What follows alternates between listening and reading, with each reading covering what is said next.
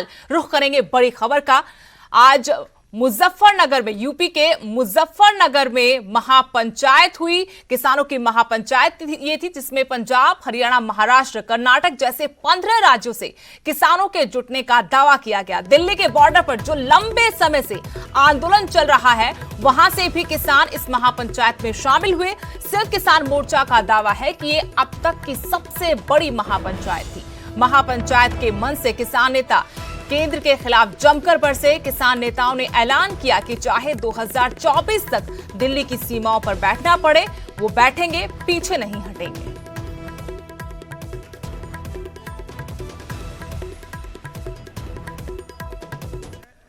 जिस तरह आप आए हैं, यहां बंगाल वाला फार्मूला दोबारा दोहराने जा रहे हैं आप। बड़े सोनिहाल, इसमें कोई शक नहीं मुझे कि अगर बीजेपी को वोट पे चोट ही नजर आती है तो आज के इस समागम के बाद वोट पे चोट लगाने के लिए माहौल तैयार हो गया। मोदी जी तैयार हो जाओ, मैदान में देखेंगे। ये खेती किसानी जिससे ये आंदोलन शुरू हुआ, ये खेती और किसानी भी बिक्री के कगार पे है। हमारी समझ में जब आया, जब देश की खेती बिकने के कगार पाई, जब ही आंदोलन शुरू हुआ। उसके 3 कानून 9 महीने से किसान आंदोलन है वो करने को तैयार नहीं है। आज हालात ये है कि आपका 10 साल पुराना आगे के 10 साल पुराना ट्रैक्टर नहीं चलेगा, वो भी इसी में आता है। वहीं किसानों की महापंचायत पर अजय चौटाला ने किसानों को नसीहत दी है। उन्होंने कहा कि किसानों को आंदोलन की बजाय केंद्र सरकार से बातचीत के लिए आगे आना चाहिए। जिन बातों पर आपत्ति है उन पर सरकार संशोधन करेगी। करने से ठीक है, ताकत दिखाएं, प्रजातंत्र में ये सबको अधिकार है, परंतु समाधान तो बातचीत के जरिए होता है। सड़क पे बैठने से कोई समस्या का समाधान नहीं होता। वो आए, बातचीत करें, सरकार से समाधान करवाएं, अमेंडमेंट करवाएं, जो चीज़ उनके सूट नहीं करती उसका संशोधन करवाएं। उधर शिक्षक दिवस पर पंजाब में टीचर्स का प्रदर्शन हो रहा है। संगरूर में बीएड टेट पास अध्यापकों ने शिक्षा मंत्री के आवास का घेराव किया। अध्यापकों ने अपने खून का भरा कटोरा प्रशासन को सौंपा। वहीं मोहाली में पिछले 81 दिन से विरोध प्रदर्शन जारी है। कच्चे अध्यापक पंजाब स्कूल शिक्षा बोर्ड के दफ्तर के बाहर धरने पर बैठे हैं। आपको बता दें, दिसंबर 2015 में सीएम कैप्टन अमरिंदर सिंह ने कच्चे अध्यापकों को आश्वासन दिया था कि सरकार बनते ही सभी को पक्का कर दिया जाएगा, लेकिन आज तक अध्यापकों की ये मांग पूरी नहीं हुई। पंजाब पुलिस नूं, डिप्टी साहब नूं, सारे पुलिस प्रशासन नूं मजबूर करके अज जिहड़ा सानूं सिंगल प्रोजेक्ट दिता गया है टीचर डे ते आ देख लो, साडा सिक्ख्या मंत्री देख लो, टीचर डे ते अध्यापकां दा हाल कीता है। खबर हरियाणा के गोहाना से, जहां कोरोना के डेल्टा प्लस वेरिएंट से हड़कंप मच गया है।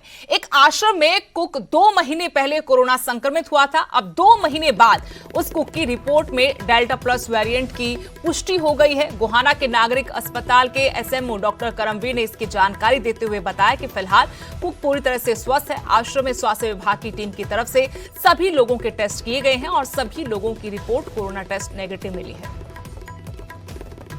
स्क्रीन के लिए सैंपल भेजे गए, सैंपल में एक केस पॉजिटिव आया।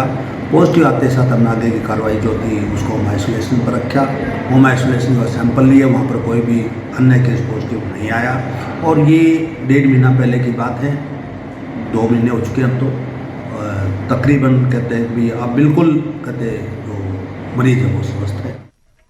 हरिद्वार में नहर में कार गिरने से एक व्यक्ति की मौत हो गई, जबकि एक अन्य घायल है। कार सवार लोग हरियाणा के पानीपत से हरिद्वार घूमने आए थे, तभी कनखल इलाके में यह हादसा हो गया। कनखल में यात्रियों की एक कार गंग नहर से निकलने वाली छोटी नहर में गिर गई, जिसमें कार चला रहे युवक की मौत हो गई, जिसकी पहचान समालखा निवासी राजेश के रूप में हुई है। कार में उसका साथी रविंद्र भी सवार था, उसे अस्पताल में भर्ती कराया गया। ये तो खुद तरह के बहुत बढ़िया, जो ट्रेनिंग वाले उनसे अच्छे हैं।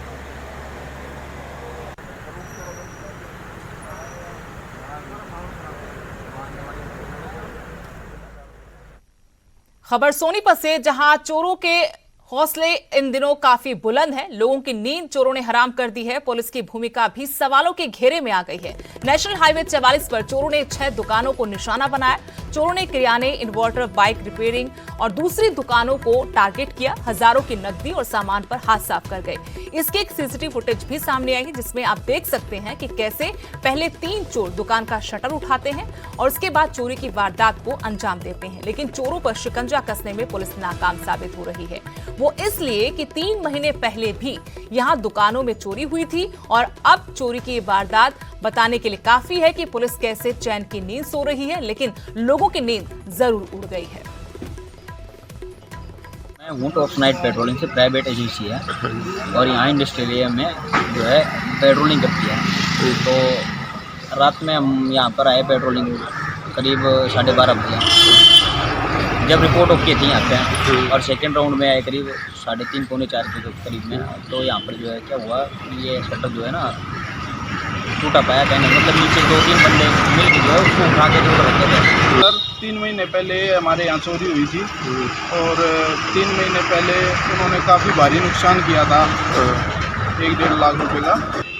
अब भी यानी कि अब चोरी हुई है, 3 महीने बाद फिर चोरी हुई है। तो उसमें टोक्यो ओलंपिक में कांस्य पदक विजेता पहलवान बजरंग पूनिया आज बहादुरगढ़ के अपने पैतृक गांव पहुंचे, जहां गांव वालों ने उनका जोरदार स्वागत किया। बजरंग पूनिया ने कहा कि गांव वालों ने हर बार खूब प्यार दिया और सरकार ने भी उन्हें पूरा सहयोग दिया है। अगले ओलंपिक में वो मेडल का रंग जरूर बदलेंगे।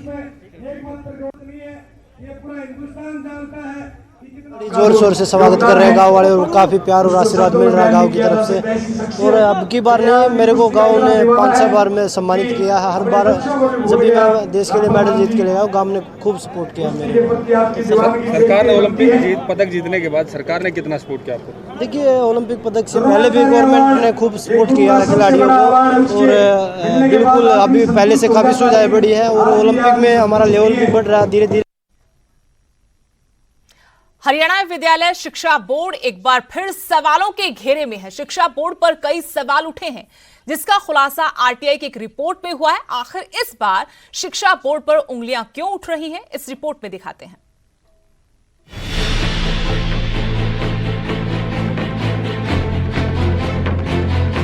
हरियाणा विद्यालय शिक्षा बोर्ड जो अक्सर विवादों में रहता है, और इस बार फिर अधिकारियों और कर्मचारियों ने ऐसा कारनामा किया है जिससे एक और विवाद खड़ा हो गया। कर्मचारी सरकारी आवासों में ऐश कर रहे हैं, एसी में बैठकर आनंद ले रहे हैं, क्योंकि बिजली के बिल का भुगतान तो उन्हें नहीं करना। इसके लिए तो बोर्ड है ना जो उनकी भरपाई कर रहा है। चौंकाने वाला एक खुलासा आरटीआई के जरिए हुआ है। समाज सेवी ब्रजपाल परमार ने आरटीआई लगाकर ये जानकारी मांगी थी, जिसके बाद सबकी पोल खुल गई। हमने शिक्षा बोर्ड से एक आरटीआई मांगी थी कि शिक्षा बोर्ड के अंदर कुल कितने एसी लगे हुए हैं। उन्होंने जवाब दिया है, उन्होंने हमारे को जवाब दिया भी हमारे एसी की संख्या है 45 एसी तो कार्यालय में लगे हुए हैं और 16 एसी हमारे जो रेजिडेंस हैं उनमें लगे हुए हैं, जो कि ये जो सरकार के आदेश हैं, चीफ सेक्रेटरी का आदेश है, उन नियमों के खिलाफ है। क्योंकि कोई भी अधिकारी अपने घर पे या ऑफिस में एसी नहीं लगा सकता, और एसी लगाएगा तो बिजली का बिल अपने फंड से भरेगा, ना कि किसी सरकारी खजाने से। बोर्ड के सरकारी आवासों में रह रहे अधिकारी और कर्मचारियों पर बिजली के बिलों में हेराफेरी के आरोप लगे हैं।